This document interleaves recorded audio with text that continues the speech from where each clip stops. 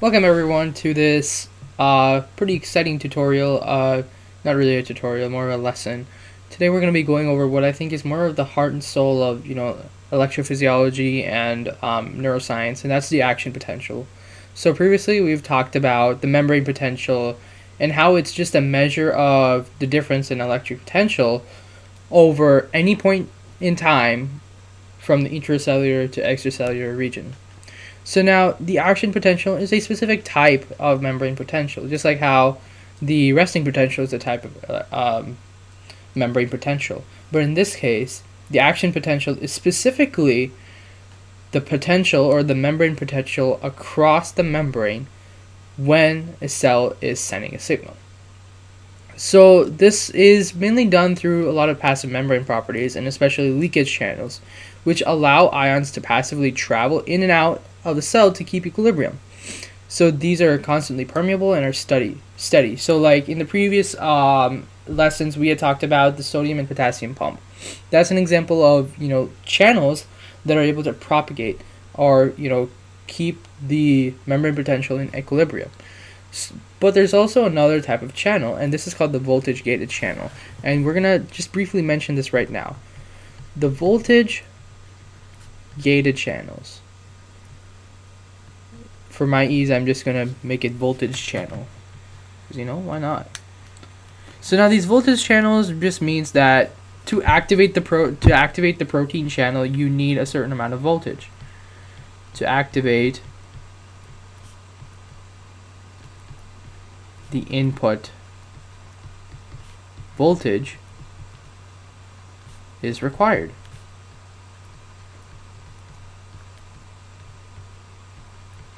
Right? So, for example, to open a sodium voltage gated channel, you need something that's going to be able to propagate the sodium from in and out.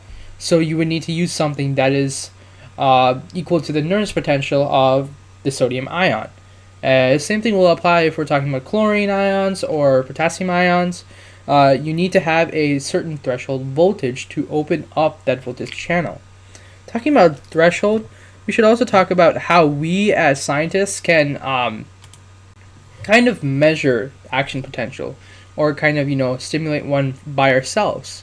And just once again reiterating, we learned about hyperpolarizations and depolarizations. And an action potential is nothing but a really glorified depolarization. And let me just draw it out real quick. So say this is our axis and we're at negative 60 millivolts. And why negative 60? It's because that's the resting potential. So basically there's a kind of, in this action potential, I'll just show you first what a depolarization would look like regularly. It's just, if we're stimulating this with a certain amount of current, it's going to show this kind of hump being formed. But in an action potential, what happens is we stimulate it to a certain amount. We use a certain threshold current that opens up or activates voltage channels for sodium.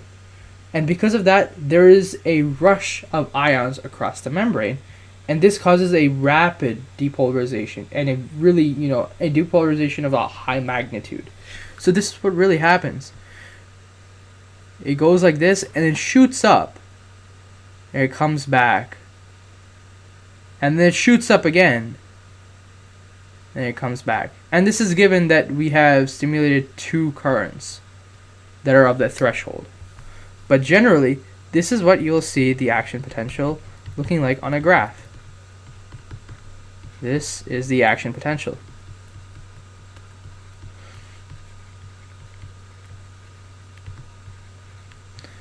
So we can also talk about how the amount of stimulation that we produce will cause a different amount of action potentials to be produced. So say we're going to consider situations in which we produce or we're giving the cell multiple amounts of stimulant. Right, so let's say we're giving it a relatively small amount of current. So let's say I, which is current, is low. So if I is low, this is what's going to happen. And say we're just going to keep it on for 1 second.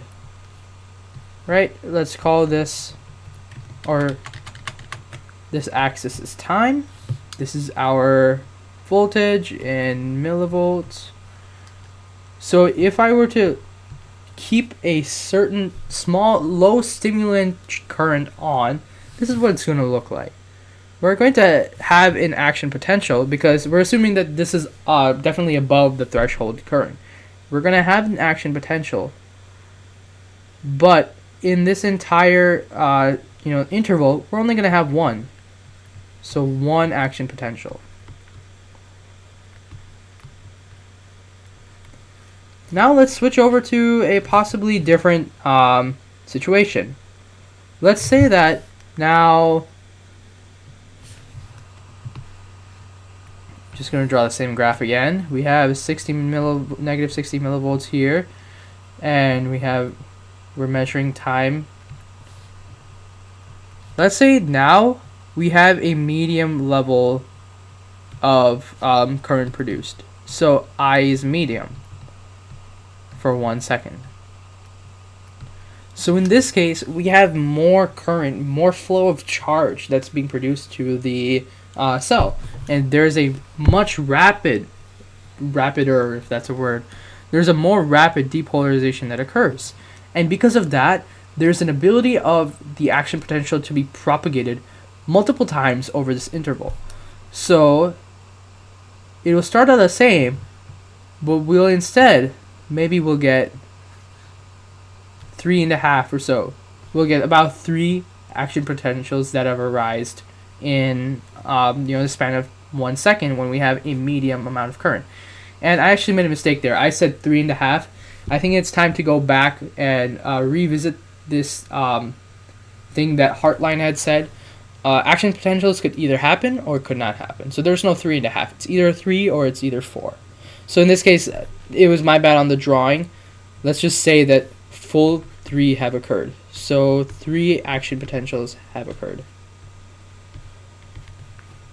Now finally, let's consider an ultimate decision over here with a relatively high amount of stimulant.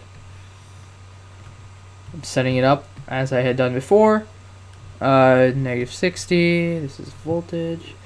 So now let's say we are producing, or we're giving the cell high stimulus current. Basically, we're producing charge flow at a very high frequency. So this will look drastically different than what we have seen in the previous ones. We're going to see rapid depolarizations, repolarizations, overshoots and undershoots just continuously occurring until the time interval is stopped, which is now. Alright, so that was just a quick, understanding of how stimulation affects action potential, what action potential looks like, and overall what the concept of action potential is.